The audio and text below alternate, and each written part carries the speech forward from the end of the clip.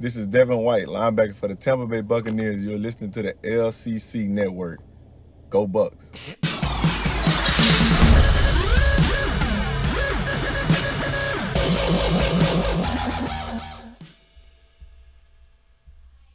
Hey everyone, welcome to the Commissioner's Clubhouse on the LCC Network for our 23rd episode of the Fantasy Offseason.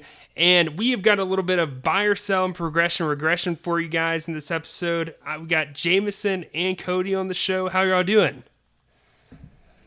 Alrighty. All right.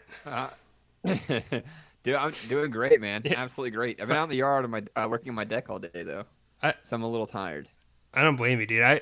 I was watching TV with Maria and I turned too far to the right and now I can't move my neck anymore. So I'm obviously aging.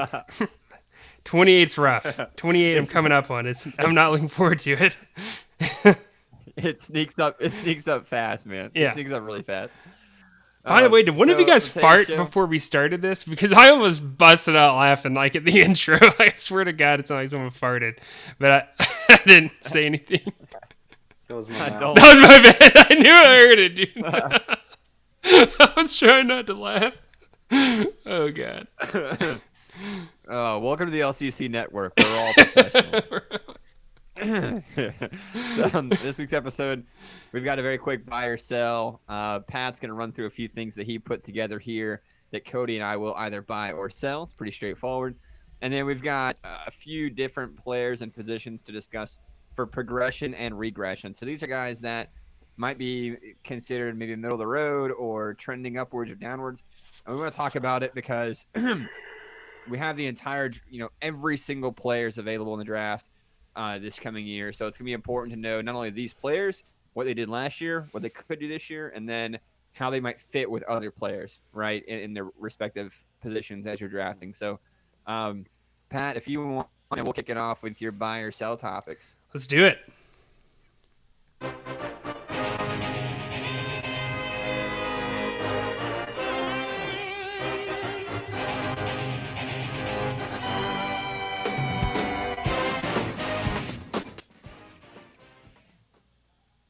All right, let's kick it off, guys.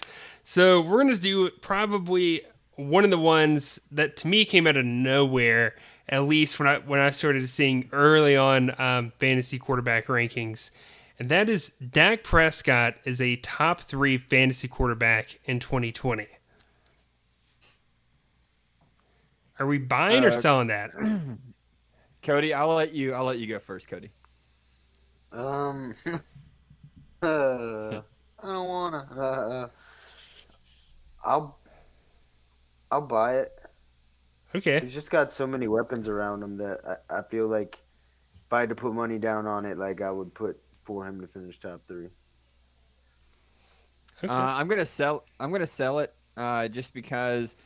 I mean, he doesn't have a ton of weapons, but he hasn't finished higher than like QB. I want to say 10 or 11 or 12 maybe in his entire fantasy career.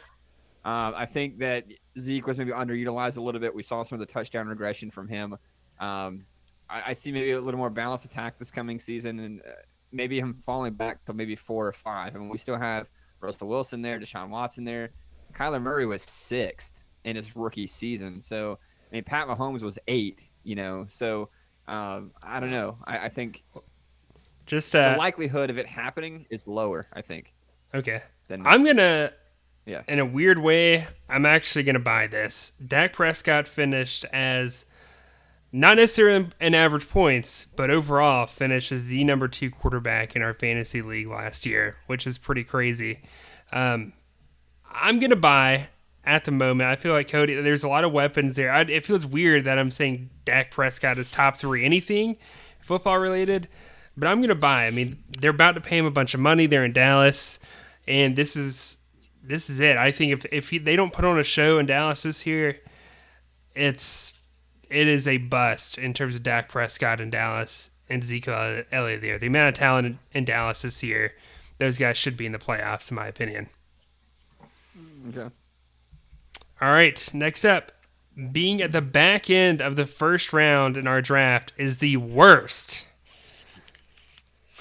I'm gonna. No. Yeah, no, I'm gonna sell this. And we Okay. saw from the mock draft that Mike is number 24. He had two great players, there. So no, I don't think it's the worst. All right. I agree with you guys. I don't think it's that bad at all. CMC is undoubtedly the best PPR running back in 2020. Define undoubtedly. No shadow of a doubt. Like, So he is definitely the guy that he as the so PPR running back. so you mean like that we would pick with the number one, or that's going to finish number one? What do Finish you mean? number one.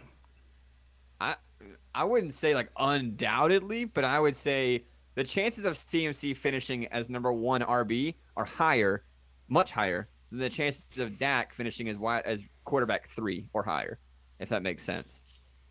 Okay. So I would say it's pretty high. Yeah, I'll buy it. I think it's high.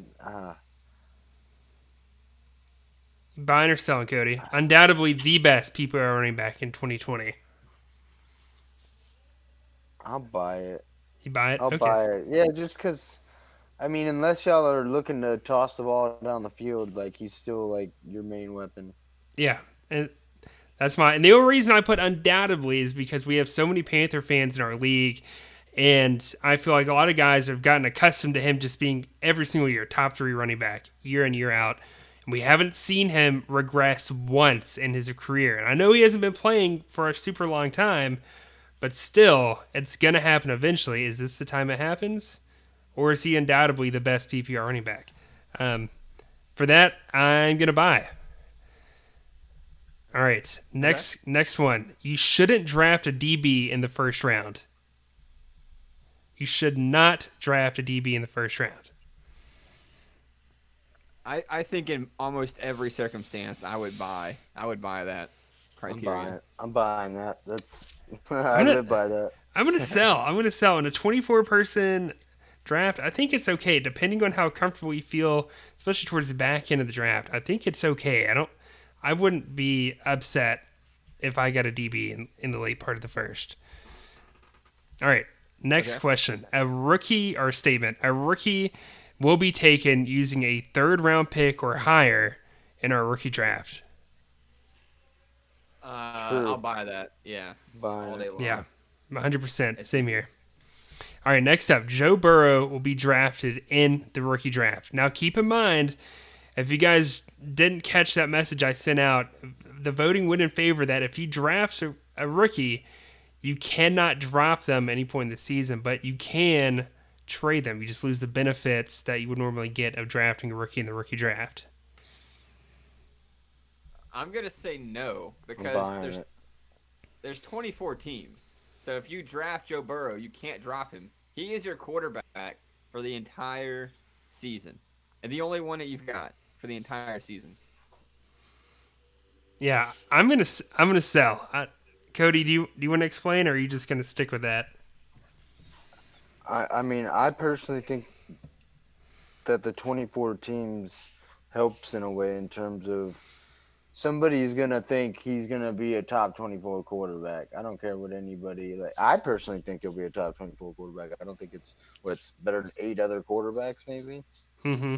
I think there's an opportunity, and if you I think somebody's going to be sold on him. Somebody's going to see the value, grab him with a late pick in the rookie draft, even though, and then they just don't have to worry about quarterback. Somebody thinks he's going to be that guy. Why not? Okay. All right, next statement. At least one of our 3 rookie GMs will make the playoffs this season. It's tough without knowing the divisions that they're in. But if they haven't played IDP before, I would say no, not this season. Okay, so you're selling? I'm going to sell. I'm selling. Okay, I'm going to buy. I think the only time we haven't had a rookie make the playoffs was Bryson circa 2018. So I think all 3 of them are much better than Bryson, at least I hope. So I'm going to buy for that. Hopefully one of them does. Next up, Aaron Rodgers' career further dips starting now. As a fantasy quarterback. Not necessarily as a quarterback, but as a fantasy quarterback. I'm gonna sell that. I mean, he was QB 11 last year in our league. So you're saying he would be outside of the top? He's gonna continue dropping Mm-hmm. Who is year over this? year. Aaron No, I'm gonna Rodgers. sell that. No, dude, he's gonna be in the top 10. Okay. Yeah, I'm like, I gonna. would take him over. Go ahead, Pat.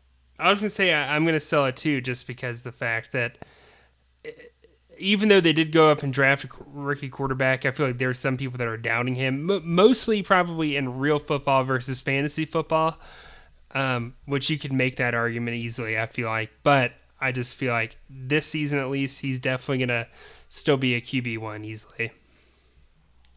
Yep. Like Carson Wentz finished I would take him over Carson Wentz, right? Like Yeah, I all would day too. long. I would too. It's not even close. Less Jameis risk. Winston finished ahead of him. Yeah. Obviously, you'll take him over Jameis Winston. So, Yeah. I mean, right there, he's automatically QB9. I mean, you could make the argument for Tom Brady in 2020 ahead of him, but no, he should still be a top 12 quarterback. Easy. Okay. All right. And going back to our last one, Travis Kelce equals a middle of the road wide receiver 1 now. And keep in mind, wide receiver 1 is basically defined as 1 through 24 because there's 24 teams and you got to start at least one receiver / tight end. So just so you guys know, he finishes the number 1 tight end, and he finished 13th overall between wide receivers and tight ends. So yeah, I would buy that. I mean, name 24 guys you would put ahead of Travis Kelce. I couldn't. Yeah, I couldn't. Even some of the best receivers, Tyler Lockett, Jarvis Landry, they all finished below him last year. AJ Brown, I mean he's ascending. George Kittle, I mean Julian Edelman, I think is behind him now. I mean, no, he's a wide receiver 1 for sure, or pass catching 1. Okay, Cody, what about you? I mean, yeah, I guess he could be a late 1. I would hate for him to be my 1. Okay. Yeah, I'm gonna buy. I think he's definitely middle of the road, wide receiver 1 now, and I would feel okay with it if I'm in a situation where I'm just kind of streaming receivers week to week. I would feel okay with Travis being my more often than not go-to guy each week. I think he's got a higher floor. You know what I mean? Yes, Like, he he's definitely never does. gonna- He's a safer pick. Now, a ceiling isn't gonna be His ceiling's not as extravagant, no, but he's very safe. Yeah. So your number 1 tight end?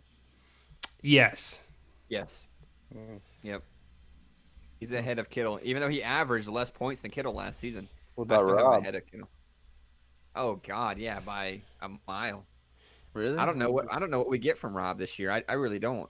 I'm gonna be very, very hesitant on how I rank him. The only person, in my opinion, and I'm probably one of the few, one guy I think no one's talking nearly enough about is Mark Andrews, as the only other guy that I could think rival Travis Kelce this year.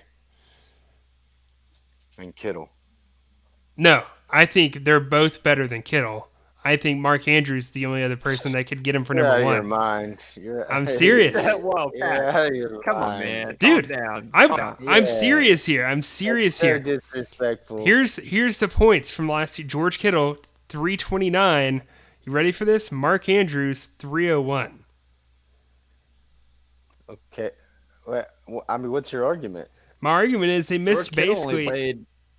Neither one of them played a George full Kittle season. played- George Kittle missed 2 weeks. Yeah, but Mark Andrews missed 1 week. Now, on top of that, Yeah. San Francisco has other options at tight end now, unlike Baltimore. I'm just saying, if I had to pick in the Yeah, but quarterback Mark Andrews- situations in both situations, it sounds crazy. I know I'm going on a limb here, but I really like Mark Andrews as the number 2 tight end in PPR fantasy football this year. I would put George Kittle at 3. but Mark Andrews had 5 single-point games last year. 5, 6, 6, 8, and 3 were 5 different games, and he still had 10 touchdowns on the season, which basically means that when he wasn't scoring a touchdown, he wasn't worth much in fantasy. If you look at how that plays out, he had 10 touchdowns over 11 games where he was even remotely serviceable. Well, the thing is, though, I mean, last year was last year would be like considered his basically sophomore year as a tight end, which is usually when you see a lot of tight ends start to come into play. So we've only seen 1 year, whereas Kittle came in the year before him, so we had already seen that in 2018.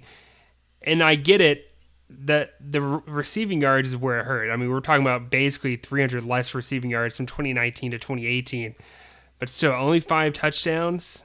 I don't know, man. I'm just that's where my headspace is. I really like Andrews a little bit more than Kittle. I'm not saying it's night and day, but I'm saying I like Mark Andrews at the number 2 spot. That should have been a buy or sell question, but that's how I feel. Who had 5 touchdowns? George Kittle. Kittle only had 5 touchdowns? Yeah, he only had 5 touchdowns in 2019. Well, that's my point. So he had 5 less touchdowns than Mark Andrews, and he still scored 28 points more than him and missed an extra game than him. I get where you're coming from. That, but to me, the way I see it is, wow. So I know Kittle's best is 5 touchdowns a season. He's never scored more than 5 touchdowns in a season. Whereas I know Mark Andrews, his ceiling is double-digit touchdowns, which was 10 last year with 852 yards. I'm telling you, dude, I really like him for this season. I'm telling you. 10 touchdowns is a lot for 852 yards. That should definitely regress unless his yards go up. But that's because he's a red zone target for sure. Well, we'll leave it here. I want to hear what everyone else thinks about this topic because we don't talk about tight ends a lot. So everyone who's listening, jump in the comments or in the group chat or wherever. Let us know what you think, George Kittle or Mark Andrews. I want to know what everyone else thinks, Pat. I wonder if there's anyone that thinks like you do and would take Mark Andrews over Kittle. I would feel comfortable.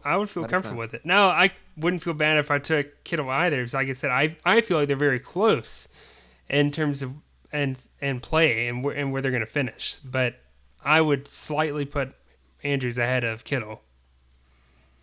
Okay. All right. We'll see how. What, Cody?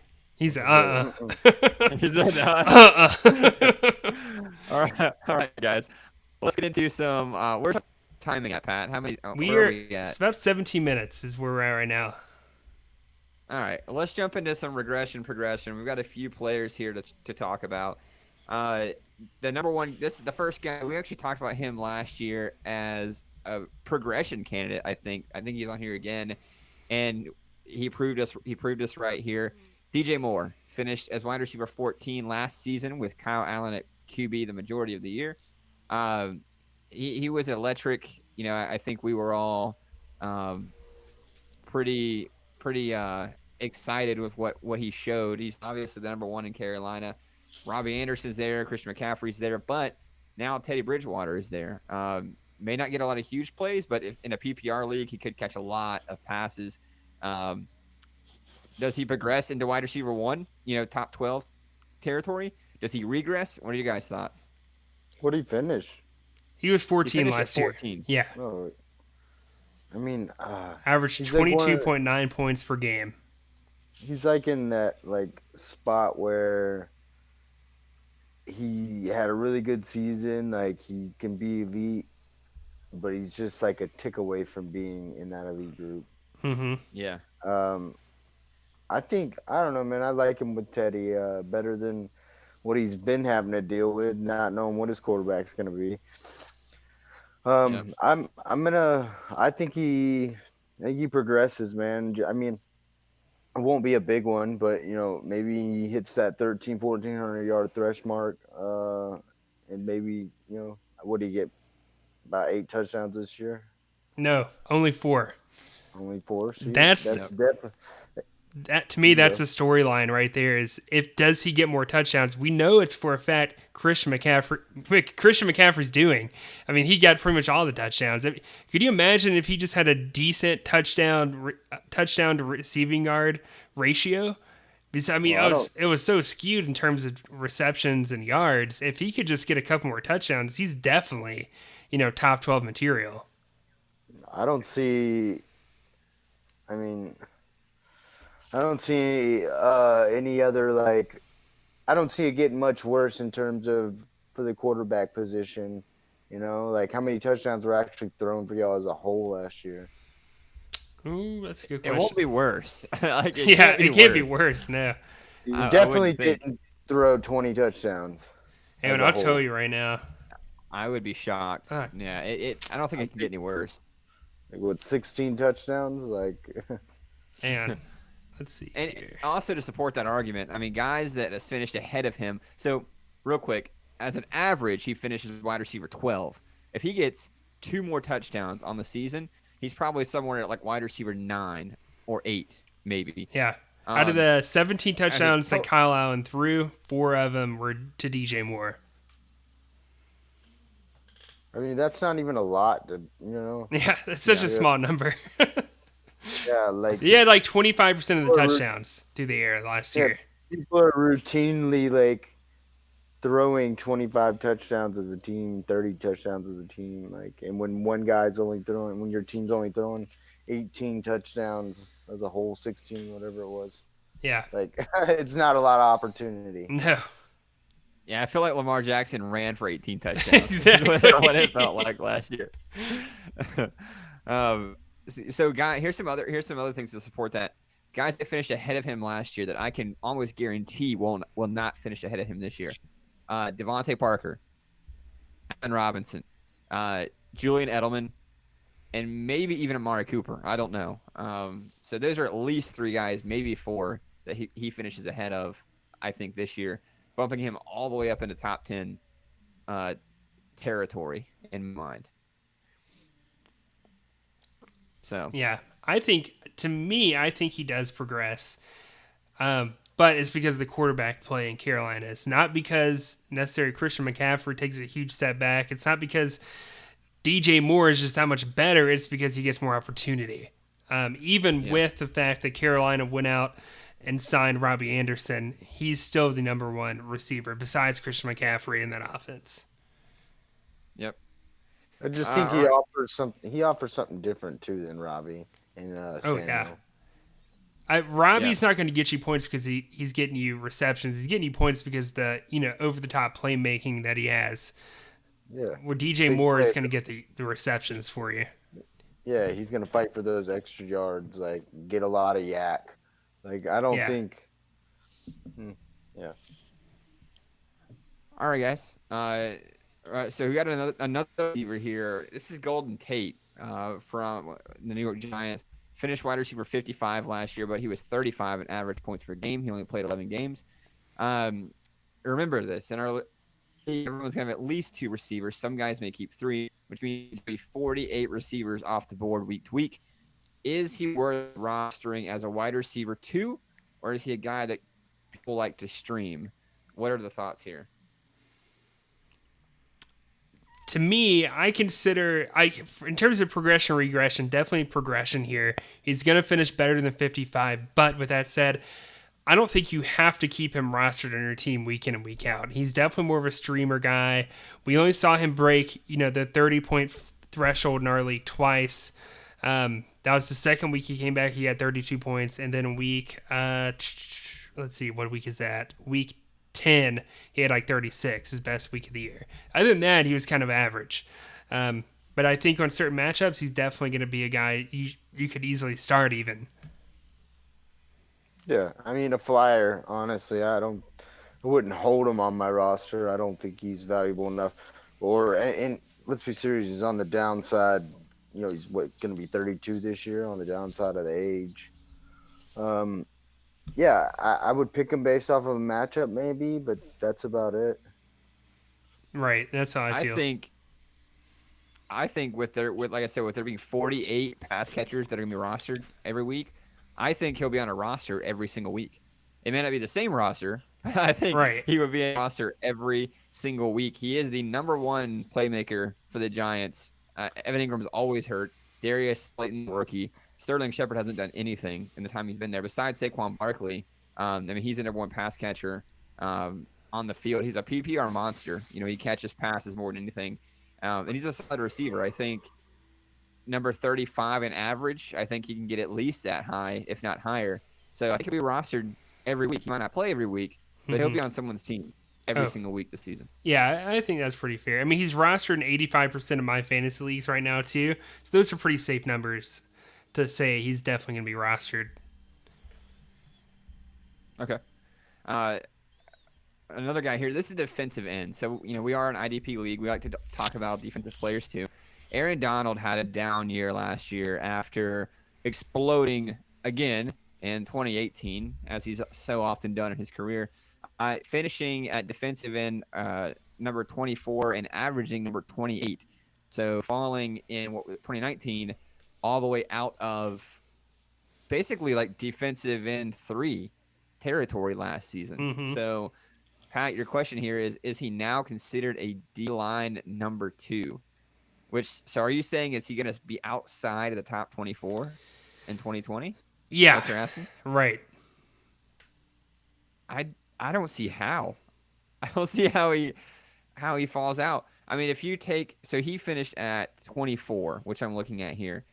There's the difference between 24 and 17 is less than 1 point per game.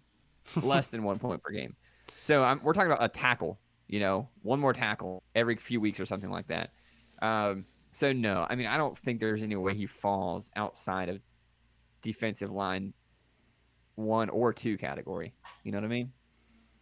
Yeah. I think he's well, and this is the thing, though. The issue is people saw 20 and a half sacks in 2018 and thought, good God, I've got to have this guy as my defensive lineman, regardless of what league you were in if you were playing IDP last season. And Cody, I think you drafted him in the first 2 rounds, if I remember right. But with that said, I don't think anyone who drafted him felt like they got nearly as much as what they expected out of Aaron Donald last year. No. So you can't possibly think that. No. So my issue here is Aaron Donald is still good, without a doubt. He's still going to get double-digit sacks again. It's not going to be 20. It's probably not even going to be 15 like my fantasy league is projecting, or our Fantasy Sharks is projecting right now. I think it's going to be more maybe 10 to 13 range. I think Aaron Donald is, without a doubt, 24 to 27 probably as a defensive lineman this season, which means I think he's more of a DL2 now instead of a DL1. I don't see him as that. There's so much depth in that position in our league now. I probably wouldn't get Donald until probably round 10 is what I'm thinking. Probably like the 10th round, I would consider drafting Aaron Donald. No, I wouldn't go that far back now that I think about it. I would probably say more like round 8. I would look at Aaron Donald. I just think you got guys like Nick Bosa there. You've got Max Crosby, another young stud. You've got Khalil Mack, who I think is going to come back. Cameron Jordan's always good. DeForest Buckner. Why do you believe in Khalil Mack over Aaron Donald? I just like the position he's in over there in Chicago a little bit more. Okay. Also, Nick Bosa, and this amazed me too because I felt like he had a season for the ages. Mm-hmm. But Nick Bosa didn't really do that much. He didn't. When you look out over the season, and it's crazy because even in our other league, people are going nuts for Nick Bosa, and I felt the same way. I was like, man, this is a stud. I have to get this guy somehow. And I look at the numbers: 0, 5, 3, 5, 5, 0, 11. What? I mean, here's the other side of it: 54, 59. 53. Like when he hits, he's explosive. But it's so far and few between that he finished as defensive lineman number 26, below Aaron Donald, below Khalil Mack, below Calais Campbell, below Dante Fowler. So I don't know. I mean, I think it's way too early to call Aaron Donald washed up or older. Well, to go off that Nick thing, I think what it is with Nick is the fact that was his rookie season. People tend to have that better like second year, especially D linemen. And I also think he led the league in pressures last year, if I'm not mistaken. I think you're probably right about that. He had 9 sacks last year, I know. And Fantasy Sharks is projecting an uptick up to 14 sacks. Do you guys believe in that? Double-digit sacks? How many sacks? He had 9 last year. Fantasy Shark says 14 sacks in 2020. Is that something you believe in? I do. Is it possible? Yeah, it's absolutely possible for sure. I think it'll happen. It's absolutely possible. I don't know if I would go. I really don't know if I would go that high or not, but it's definitely possible though. I wouldn't be surprised. I'll say that. Okay. I wouldn't be surprised. Last question here. Another defensive thing. You put the entire cornerback position with that. So we went from 2 quarterbacks making the top 24 last season to 4 in 2019. So we had more guys finish in the top 24. Do we expect any of these guys to do it again? If so, how many? And would you draft any of them and how highly? So the first question, how many quarterbacks make the top 24? I mean, it's either that means it's basically is it 5+ or is it 3 or less? Like It's you're not talking about 5+. at the end of this? By the end of the season, because of progression regression, the cornerback position, are we going to see an uptick of guys finishing in top 24 or are we going to see it go down? How many was it? It was 4 this It year? was 4 this year and then 2 the previous year. Down. It's going to go down. Yeah, I wouldn't say 5 would be like more than 20%. More than one. No, I'm not gonna. That's crazy. Not Yeah. 5. I think Less than 4. I hate to say regression because I really think it's going to be about the same as last year, but still, if I had to pick between the two, I would say regression, probably more like to 3. Because we see guys, and especially young rookie corners. If I have to get a cornerback, I'm going to get a rookie. I'm going to get a rookie who's starting because quarterbacks in the NFL are going to instantly target the receiver on their side of the field every given time, which means they're going to get more tackles, more chances for interceptions and tipped passes and fumble recoveries. So if I had to get a cornerback, sure, you could go for a guy, a big name guy like Kyle Fuller, something like that. But I would prefer to get a young guy who's going to get picked apart every week in real football and end up getting me a good bit of tackle. So that's my thoughts on that. I've got no interest in cornerbacks in our tackle heavy league. In our tackle heavy, I mean, if we're playing in a league where it's like playmaking based, interceptions or pass deflections, sure, I'll take a shot at a cornerback if there's if it falls to me. But in our tackle heavy league, I'm not interested at all. I'll never have one on my roster. I can help it. Yeah. Unfortunately, some guys are stuck with that. So these other questions are kind of moot. Then, do we expect guys to make it? No. What round would we take them in? None. Is the answer. It would be near the back. It would definitely be the back end of the draft for sure. Probably within the last 3 rounds. Yeah, no interest. Yeah, you know what sounds less appealing than almost anything? Having a star playmaking cornerback on my team that no quarterbacks ever throw the ball to. Exactly. He never makes any tackles and hardly has any pass deflections. I'm not interested. All right, guys. That's it. That's it for this show. That's completely it. Next week we have I think it's rookie draft predictions because we've got the rookie draft coming up soon. That's right. So I think we're going to make predictions for the rookie draft. Not necessarily a draft. We go slot by slot, but just maybe like what positions go higher, how many guys get drafted, blah, blah, blah, those types of things. So we'll see you next week. You guys got anything else? That's it. Just make sure, like I said, if you're planning on participating in the rookie draft, get those picks in by this weekend. Get your picks in. Get them in. Is there a thread? Is there a thread that's going to be up for that, Pat? Yeah, it'll be up tonight. So by the time people are listening to this. Thread, get your picks in. Yeah. Thread, get right. That's it. That's right. We got the rookie draft. I'm the rookie of the year. I'm the rookie of the year. All right, guys, get them in, and we'll see you next week. Goodbye. See ya.